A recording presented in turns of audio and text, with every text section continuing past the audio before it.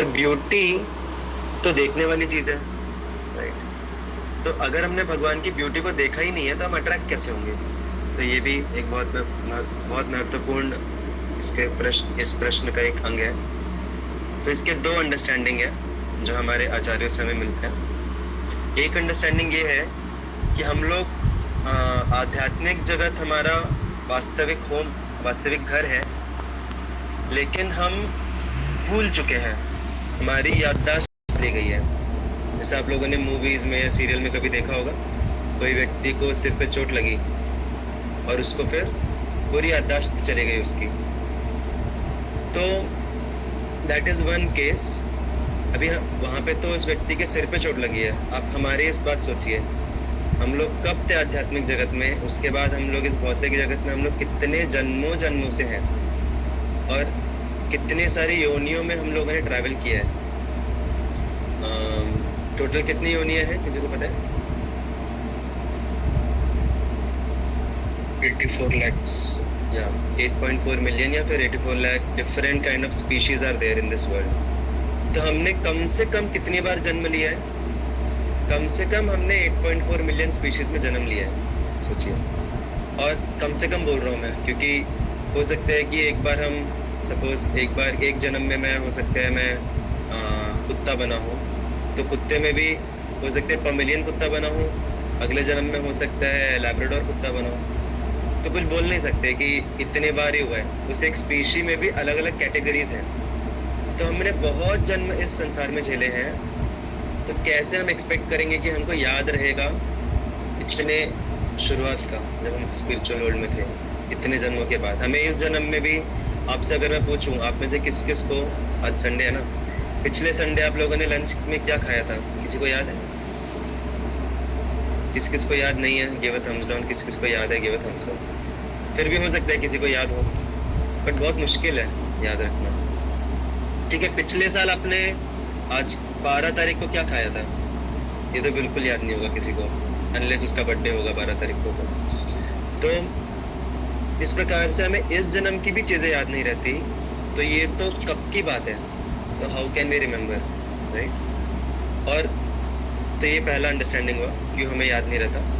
दूसरा अंडरस्टैंडिंग है कि ये जो याद है, ये जो अंडरस्टैंडिंग है, हमारा जो एक्सपीरियंस है स्पिरिचुअल वर्ल्ड का, इसको लॉक कर दिया गया है, लॉक करके तिजोरी में डाल दिया गया है। क्यों? क्योंकि हमारी स्वतंत्रता का हमने इस्तेमाल इस तरीके से किया कि हमें भगवान से भिन्न होके एंजॉय करना है। दो प्रकार के जीवात्मा होते हैं। एक प्रकार के जीवात्मा भगवान के साथ एंजॉय करना चाहते हैं, जिनको नित्य सिद्ध बोला जाता है। और एक प्रकार के जो जीवात्मा रहते हैं, असंख्य जीवात्माओं में से एक कैटेगरी रहता है कि जो भगवान से सेपरेट होके इंडिपेंडेंट एंजॉय करना चाहते हैं, तो उनको बोलते हैं बद्ध आत्मा। तो हम सभी इस कैटेगरी के हैं, हम लोग सभी बद्ध आत्मा कैटेगरी के हैं। हो सकता है आप में से कोई एक नित्य सिद्ध कैटेगरी का हो, क्योंकि नित्य सिद्ध कैटेगरी के लोग भी आते हैं इस संसार में, लेकिन वो दूसरों का उद्धार करने के लिए आते हैं। तो it's quite possible. So in general हम सभी बद्ध आत्मा में आते हैं कि हम लोग अपनी स्वतंत्रता का मिसयूज करके, हमको इच्छा हुई कि हमें भगवान से अलग होके एंजॉय करना है। तो जब हमारी इच्छा ही ये है इस भौतिक संसार में आने की, तो उस इच्छा को फैसिलिटेट करने के लिए जो प्रकृति है, वो हमारा जो रिमेम्बरेंस है स्पिरिचुअल वर्ल्ड का, उसको लॉक करके तिजोरी में डाल के रख देती है, जिससे कि हम इस संसार में अच्छे से अपना फुल एक अटेम्प्ट कर पाए एंजॉय करने का। तो ये दो कारण हमें पता चलते हैं। तो अभी सोल्यूशन क्या है? अभी किसी व्यक्ति की याददाश्त चली गई, तो क्या सोल्यूशन है उसको याद दिलाने का? आप लोगों ने मूवीज वगैरह में देखा होगा, क्या करते हैं उसको याद दिलाने के लिए? कंटिन्यूस वही एनवायरनमेंट में दोबारा लेके जाते कि उसको याद आएगा। Yes, perfect. उसको उस घर में रखते हैं, उसके पहले वाले घर में, उसके पहले वाले जो लोग थे फैमिली मेंबर्स, उससे उसको बार बार मिलवाते हैं। तो वो धीरे धीरे फिर उनसे मिल के उस एनवायरनमेंट में रह के उन एक्टिविटीज को कर करके धीरे धीरे उसका मेमोरी वापस आता है। तो अभी हम जब भक्ति के अंगों का पालन कर रहे हैं, तो हम लोग भगवान के बारे में सुन रहे हैं, भगवान के विग्रह का दर्शन ले रहे हैं, हम लोग भक्तों का संग कर रहे हैं, सेवा कर रहे हैं। ये क्यों कर रहे हैं? याददाश्त वापस दिलाने के लिए अपनी। समझ रहे हैं सभी को, रिलेट हो पा रहे? तो इससे, क्योंकि वही एक्टिविटीज करने से, वही परिवेश में रहने से, वैसे एक्टिविटीज करने से वो धीरे धीरे याददाश्त वापस आती है। तो इस प्रकार से ये एक अंडरस्टैंडिंग है कि इससे हमारी याददाश्त वापस आएगी, करते करते वापस आएगी। दूसरा अंडरस्टैंडिंग है कि जब हम भक्ति के अंगों का पालन कर रहे हैं, अच्छा आप में से किस किस की इच्छा है कि मुझे वापस भगवत धाम जाना है, मुझे वापस भगवान के साथ एंजॉय करना है? बहुत ऑब्वियस क्वेश्चन पूछा मैंने। जो लोग थम्स अप नहीं कर रहे वो शायद मीटिंग में नहीं है। तो हम सभी की इच्छा है कि हमें भगवान के साथ एंजॉय करना है, लेकिन सिर्फ इच्छा मात्र से हो जाएगा क्या? नहीं होगा, क्योंकि ऐसा बोलते हैं कि कृष्ण जो है, Krishna is not sentimental. Krishna बोलेंगे, अगर हम भगवान को जाके बोलेंगे भगवान मुझे स्वीकार कर लो, मैं तो पूरे रूप से आपके लिए शरणागत हो गया हूँ, मैं, मेरे जीवन में और कोई नहीं है आपके सिवाय। हम ऐसा जैसे मूवीज वगैरह में बोलते हैं ना, कोई डिस्ट्रेस में आके भगवान के सामने बोलता है, भगवान बोलेंगे कि अच्छा आप बोलते हो कि आपके लिए मेरे बिना कोई नहीं है, then prove it, right? So Krishna wants proof for our sentiments, क्योंकि वो सेंटिमेंटल नहीं है। He accepts our sentiments but he wants proof कि सच में आप desire, do you really want me, do you really desire me? तो ये जब हम भक्ति के अंगों का पालन कर रहे हैं, इसके माध्यम से हम भगवान को एक्सप्रेस कर रहे हैं अपना desire, that Krishna I want you, I want to be with you. तो ये हमारा एक्सप्रेशन है डिजायर का, हम जब भक्ति के अंगों का पालन करते हैं तो। जैसे अभी आप लोग, आपको मैं अगर बोलूं कि आंख बंद कीजिए, सभी आंख बंद कीजिए और आप कृष्ण के रूप का स्मरण कीजिए, ओके? तो किस किस के मन में कुछ तो कृष्ण का रूप आया, कुछ तो आया कृष्ण का रूप?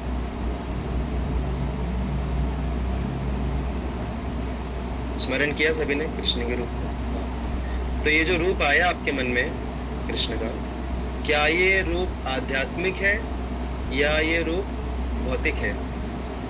कौन कौन बोलता है आध्यात्मिक, गिव अ थम्स अप। कौन कौन बोलता है भौतिक, गिव अ थम्स डाउन।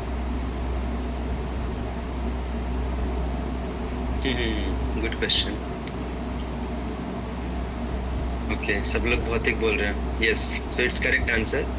ये जो आपको स्मरण आया कृष्ण के रूप का, ये आध्यात्मिक नहीं है, ये है भौतिक। क्यों?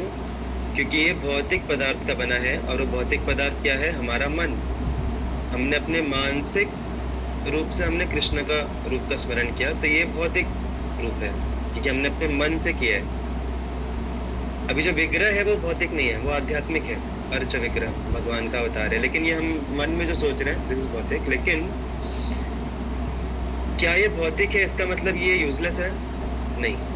हम जब भगवान के स्मरण कर रहे हैं मन में, भले ही वो हमारे मन से हमने वो रूप बनाया है, लेकिन फिर भी उस स्मरण के माध्यम से हम भगवान को इच्छा प्रकट कर रहे हैं कि भगवान मुझे आपका स्मरण करना है, और वो स्मरण की एक्टिविटी से भगवान प्रसन्न होकर धीरे धीरे एक्चुअल में हमें भगवान का रूप स्मरण हो पाएगा। किस किस को समझाइए?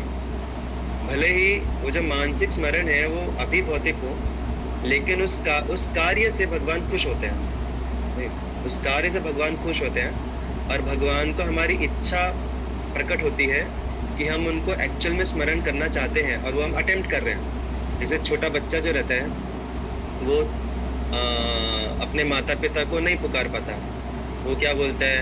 अप्पा, अन्ना, ऐसे कुछ तो टूटे फूटे वर्ड्स बोलता है, राइट? ब्रोकन वर्ड्स बोलता है बच्चा।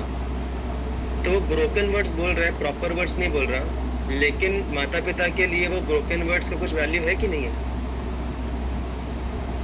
है प्रभु जी। खास करके जिनको बच्चे हैं वो लोग जल्दी उन्होंने रिस्पॉन्ड किया, रिएक्ट किया।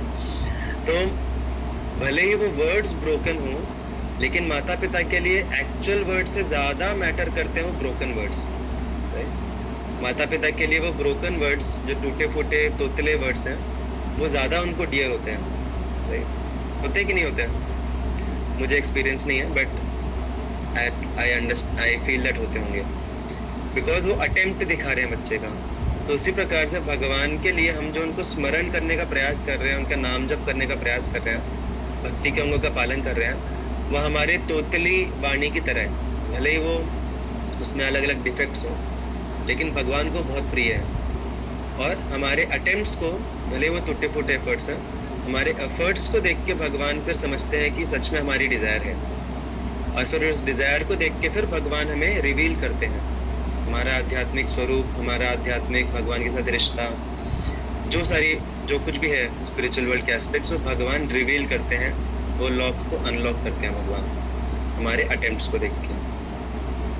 तो इसीलिए भक्ति करते करते धीरे धीरे हमें स्मरण करना है, हमें श्रवण करना है, सब कुछ करना है, लेकिन भक्ति में जैसे जैसे हम आगे बढ़ेंगे वैसे वैसे वो जो चीज़ें हैं, वो जो स्मरण और श्रवण जो कुछ भी है, ब्यूटी का स्मरण वगैरह जो कुछ भी है, उसमें और ज़्यादा क्या बोलते, that will become more and more spiritual and that will become more and more original. उसी को बोलते हैं साक्षात्कार होना, साक्षात्कार, रियलाइजेशन इसी को बोलते हैं। करते करते भगवान देते हैं वो, और दूसरा अंडरस्टैंडिंग कि हमको भी रिवील होता है, रियलाइज होता है कि याददाश्त वापस आती है हमारी। Is that clear Lalit? Yes, Prabhuji. Yes, thank you. So, Is there any follow-up question था Prabhuji?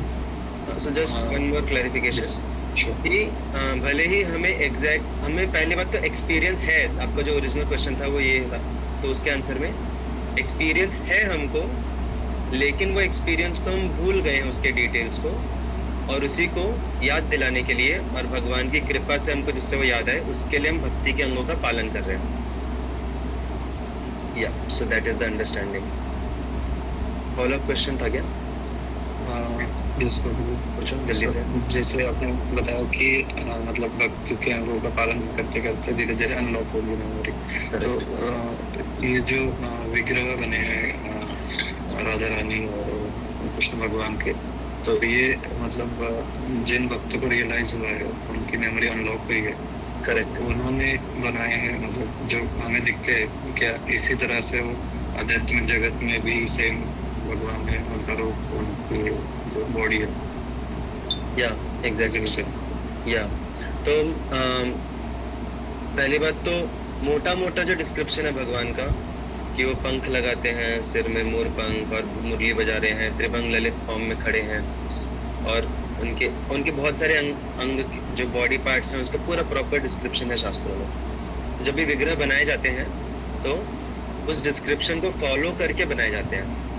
ओके, हमको पता नहीं है, लेकिन बहुत माइन्यूट डिटेल्स हैं कृष्ण भगवान की, इवन श्रीमती राधा रानी की भी बहुत माइन्यूट डिटेल्स हमारे शास्त्र में दी हुई हैं, तो उनका पालन करके बनाया जाता है। और साथ ही साथ एक सेल्फ रियलाइज्ड, एक साक्षात्कारी व्यक्ति के मार्गदर्शन में बनाया जाता है विग्रह का form. So that is actually how Krishna is in spiritual world. अभी आप बोलोगे कि फिर तो विग्रह तो अलग अलग होते हैं, राइट? अभी इस्कॉन एनवीसीसी में अलग विग्रह हैं राधा कृष्ण के, इस्कॉन कैंप टेम्पल में पूरे अलग है। तो फिर कृष्ण ऐसे है या कृष्ण वैसे हैं? कौन बोलते हैं कि कृष्ण राधा वृंदावन चंद्र जैसे हैं, ये वो थम्स अप। कौन बोलते हैं कि कृष्ण कुंज बिहारी जैसे हैं, गिव अ हार्ट। जिसको जो डीटी पसंद आ रहे हैं वो उनके लिए कर रहे हैं वोट। कुछ लोग दोनों के लिए कर रहे हैं, तो जो लोग दोनों के लिए कर रहे हैं वो सही है। Krishna has unlimited forms, Krishna can manifest himself in unlimited beautiful forms. तो कृष्णा ऐसे भी है और कृष्णा वैसे भी है। जितने भी इस्कॉन टेम्पल में जितने भी प्रामाणिक विग्रह हैं कृष्ण के, इन दोनों सिस्टम को फॉलो करते हुए शास्त्र और एक रियलाइज्ड सोल के मार्गदर्शन में, तो वो सारे फॉर्म्स कृष्ण वैसे हैं। एंड कृष्ण के लिए पॉसिबल है वो, Krishna can reveal his different forms in the heart of different dear devotees. Is that okay? या Yes, Prabhuji. Thank you. Hare Krishna. Thank you so much for such nice question. And this is very much related with our Krishna Smaranam session. हमने इसका नाम ही दिया है कृष्ण स्मरणम, जिससे कि हम कृष्ण के बारे में पढ़ पढ़ के सुन के धीरे धीरे हमारा स्मरण, हमारी याददाश्त वापस आए, और हमारे अटेम्प्ट को देख के भगवान भी हमें कृपा करके हमें रियलाइजेशंस दे। तो will begin with our today's paragraph. Somehow I lost that message जिसमें कि आज के पैराग्राफ का मेंशन था, so I want to reconfirm with मल्लिका माता जी। Mataji, we have to start from, just let me share the screen first.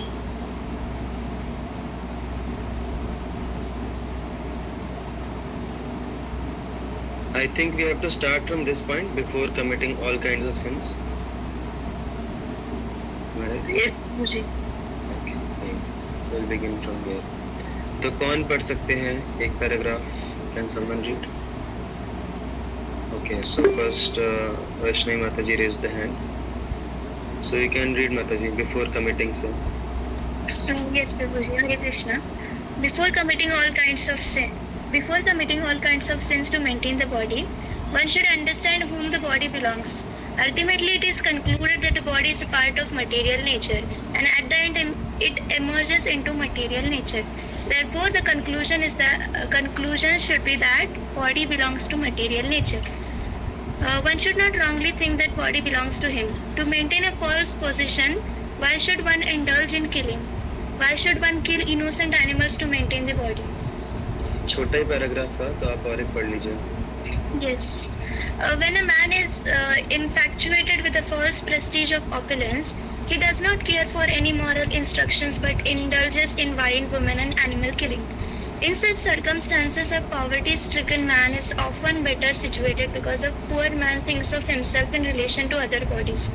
A poor man often does not wish to inflict injuries upon other bodies because he can understand more readily that when he himself is injured, he feels pain. Therefore, the great sage Narad considered that because the demigods Nalakuber and Manidev were so infatuated by false prestige, they should be put into condition of life devoid of opulence. Hare Krishna. Thank you माताजी. तो यहाँ पे जब women की बात आ रही है, जैसे यहाँ पे मेंशन है ना, when a man is infatuated with the false prestige of opulence, he does not care for any moral instruction but indulges in wine, women, and animal killing. So we should not feel that it is some gender specific statement. जब भी शास्त्रों में women बात आती है, so that refers to the opposite gender.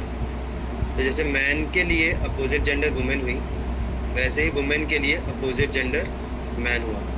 तो इसी statement को हम दूसरे तरीके से भी पढ़ सकते हैं अगर हमें वुमेन के बारे में बोलना है. ऐसा नहीं कि सिर्फ मैन ही इन सब चीज़ों में होता है इंडल्ज, राइट? नहीं तो सारे प्रभु जी लोग बुरा मान जाएंगे. ये मैन को ही हर बार दोषी ठहराया जाता है. तो इसी को हम दूसरे तरीके से भी पढ़ सकते हैं. When a woman is infatuated with false prestige of opulence, she does not care for any moral instruction but indulges in wine, men, and animal killing. So it's a balanced statement for everyone. क्योंकि ये principles universal principles हैं, सभी के लिए apply होते हैं. So I hope no one is offended, neither प्रभुजीज nor माताजीज. सो अगर कोई ऑफेंड हुआ भी होगा तो I am sorry for offending. तो दूसरी बात यहाँ पे क्या आ रही है कि अच्छा मैं आप लोगों से पूछूंगा, जब हम दूसरों का भला करते हैं, दूसरों की हेल्प करते हैं, उनकी सहायता करते हैं, उनको इनकरेज करते हैं अलग अलग चीज़ों में, तो हमारा क्या फ़ायदा होता है उसमें? हम दूसरों की हेल्प करते हैं तो उसमें हमारा क्या फ़ायदा होता है? कुछ होता है हमारा फ़ायदा? क्या फ़ायदा होता है?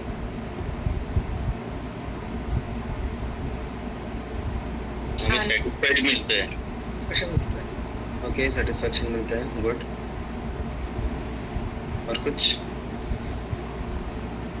आनंद मिलता है तरीके का. आनंद मिलता है. क्यों मिलता है आनंद? क्यों मिलता है सेटिस्फैक्शन? क्योंकि आत्मा का स्वभाव सेवा दे रहे. Very good. आत्मा का स्वभाव है सेवा करना. तो जब हम सेवा करते हैं, हेल्प करते हैं दूसरों की, खास करके भक्तों की जब हम सेवा करते हैं, भगवान की जब हम सेवा करते हैं, तो उसमें आनंद मिलता है क्योंकि हम अपने स्वाभाविक स्थिति में हैं. आत्मा के स्वाभाविक स्थिति में हम कार्य कर रहे हैं, नेचुरल स्टेट. तो दैट इज़ वन बेनिफिट. और कुछ होता है फ़ायदा दूसरों की हेल्प करने से? काइंडनेस फील होती है. काइंडनेस फील होती है. हमारा वो वाला एटीट्यूड बढ़ता है, टू बी काइंड, वो वाला एटीट्यूड हमारा एनकरेज होता है, बढ़ता है. गुड. और कुछ फ़ायदा होता है? I am looking for a very tangible specific answer. जो मुझे लग रहा था बहुत जल्दी से आ जाएगा। अटैचमेंट बढ़ता है तो कुछ क्या बढ़ता है? अटैचमेंट उस पर्सन से। Okay, very good. उस पर्सन से अटैचमेंट बढ़ता है। ओके, मतलब का गुण बढ़ता है, अफेक्शन बढ़ता है, रिलेशनशिप बढ़ता है। क्या बढ़ता है? का गुण हाँ, I was looking for this answer. हमारा पुण्य का अकाउंट बढ़ता है। और कुछ फायदा होता है? One last opinion. हमको पता होना चाहिए, क्योंकि काफी लोग बोलते हैं कि भला करो, दूसरों का अच्छा करो, हेल्प करो, लेकिन क्यों करूं मैं? उससे मुझे क्या मिलेगा? What's in it for me? वो हमें क्वेश्चन पूछना चाहिए। सुकृति प्रभु जी। हाँ, परफेक्ट। तो ये दो आंसर्स एकदम परफेक्ट, मतलब सबके आंसर से परफेक्ट है, बट मोस्ट परफेक्ट सबके आंसर से मोस्ट परफेक्ट है, क्योंकि वो क्वालिटी भी इम्पोर्टेंट है। बट ये एक डायरेक्टली हम टेंजिबल हम देख सकते हैं इसको, कि हमारा पुण्य बढ़ता है, हम समझ सकते हैं इसको टेंजिबली। और उसके साथ साथ हमारी सुकृति बढ़ती है, हम भगवान को प्रिय होते हैं। जब हम भगवान के अंशों का हेल्प करते हैं, सभी भगवान के बच्चे हैं, तो जब हम भगवान के दूसरे बच्चों की हेल्प करते हैं तो भगवान भी हमसे खुश होते हैं। We become kind, our heart becomes soft and Krishna is attracted to it. Yeah, perfect answer, very good. तो अभी आप मुझे बताइए, जब हम दूसरों का भला कर रहे हैं तो एक्चुअल में हम किसका भला कर रहे हैं? दूसरे का भला तो बाद में होगा, लेकिन उस कार्य मात्र से हमारा भी भला हो रहा है। सबको क्लियर है ये पॉइंट? क्योंकि क्यों भला हो रहा है? क्योंकि हमारी काइंडनेस बढ़ रही है, हमारा हार्ट सॉफ्ट हो रहा है, कृष्णा अट्रैक्ट हो रहे हैं, कृष्णा खुश हो रहे हैं, और हमारा पुण्य बढ़ रहा है। तो एक्चुअल में being selfless is the most selfish activity. Most selfish activity is to be selfless. जब हम सेल्फलेसली काम कर रहे हैं तो वो एक्चुअल में हमारे सेल्फ के लिए बेनिफिशियल है। हमारा सेल्फ क्या है? Who are we? सोल। या वी आर सोल। तो जब हम दूसरों की मदद कर रहे हैं तो वो सोल के लिए बेनिफिशियल है। So that is real selfishness. अच्छा, जब हम सेल्फिशली एक्ट करते हैं, जब हम सिर्फ खुद के मजे का सोचते हैं, खुद की इंद्र तृप्ति का सोचते हैं, तो फिर हम किसका बेनिफिट कर रहे हैं एक्चुअल में? हम किसी का बेनिफिट कर रहे हैं खुद बेनिफिट करने में? हम अपने शरीर को बेनिफिट कर रहे हैं, और शरीर को भी बेनिफिट नहीं करते हम, बट शरीर के लिए हम वो कार्य कर रहे हैं। जितने भी हम सेल्फिश एंजॉयमेंट्स, प्लेजर सीख करते हैं इस दुनिया में, वो किसके लिए सीख करते हैं? हम किसको सेटिस्फाई करने के लिए सीख करते हैं? बॉडी को। सभी सहमत है मुझसे कि हर प्रकार के एंजॉयमेंट इस दुनिया में जब हम सीख करते हैं वो बॉडी के लिए करते हैं, ज़्यादा से ज़्यादा माइंड के लिए करते हैं। बॉडी, माइंड, इंटेलिजेंस के लिए करते हैं। तो क्या मैं बॉडी, माइंड, इंटेलिजेंस हूँ? नहीं, मैं अलग हूँ, I am soul.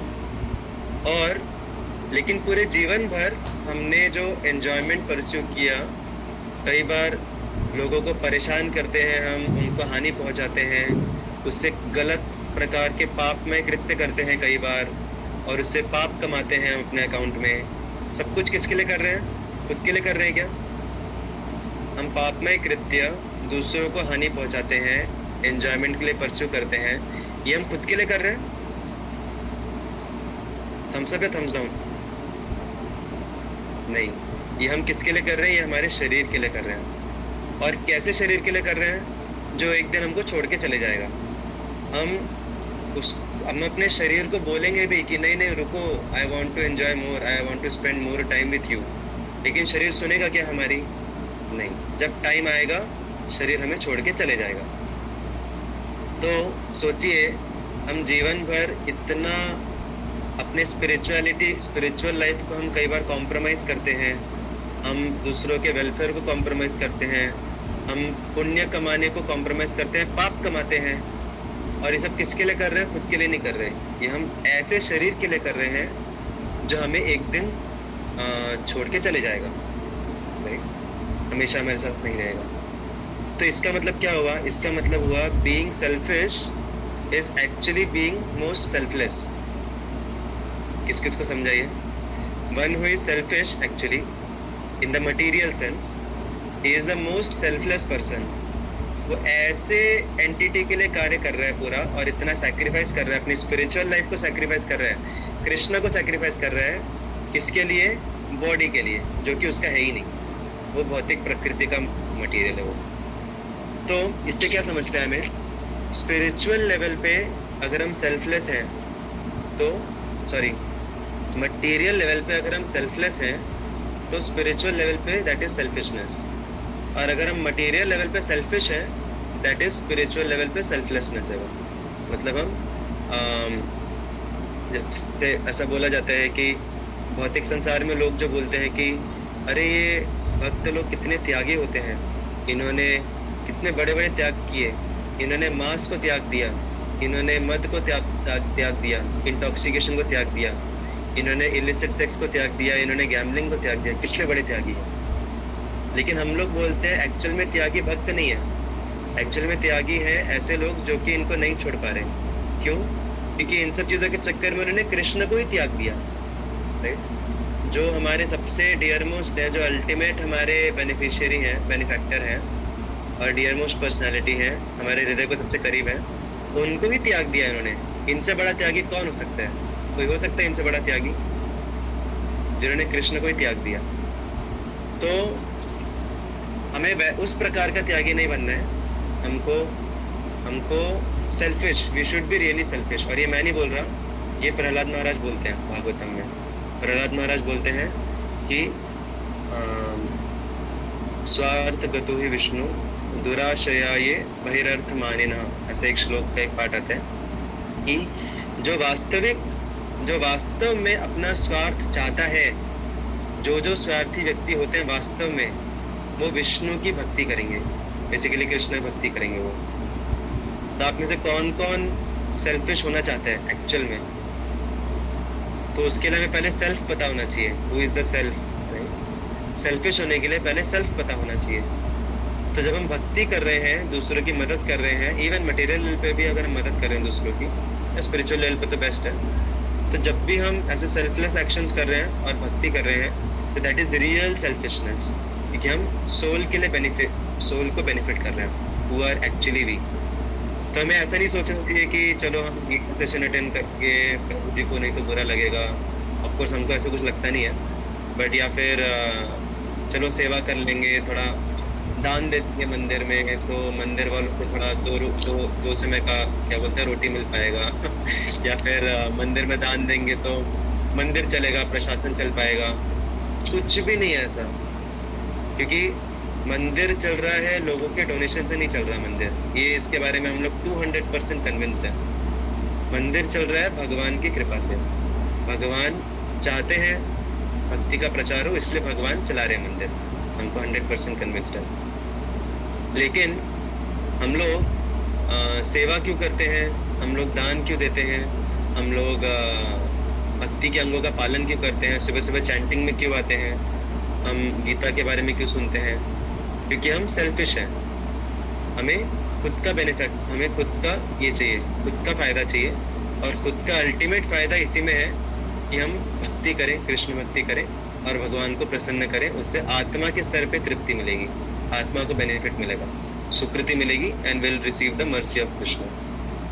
So that's what we can understand here. तो हमें सेल्फिश पर्पस से भक्ति करना चाहिए, और हमें इतना ज़्यादा सेल्फलेस नहीं हो जाना चाहिए कि हम अपने ही बेनिफिट को छोड़ दें शरीर के लिए और भगवान को ही छोड़ दें। So we should never give up on bhakti, और अगर of course we should balance, and sometimes we may reduce, sometimes we may increase, that is okay. But कभी अगर ऐसा आता है मन में थॉट कि चलो शरीर के बेनिफिट के लिए हम भक्ति को कॉम्प्रोमाइज़ करें, तो हमें समझना चाहिए कि रियल सेल्फिशनेस इसी में है कि हम भक्ति को कभी कॉम्प्रोमाइज़ ना करें। थोड़ा कम ज़्यादा कर सकते हैं under guidance, but never compromising it, so that we should be clear about. Hare Krishna. Thank you so much. Shrimad Bhagavat Mahapuran की जय जय। श्रील प्रभुपाद की जय। हरे कृष्णा। Thank you. हरे कृष्णा हरे कृष्णा कृष्णा कृष्णा हरे हरे, हरे राम हरे कृष्ण प्रभु जी। हरे कृष्ण प्रभु जी। हरे राधे कृष्ण।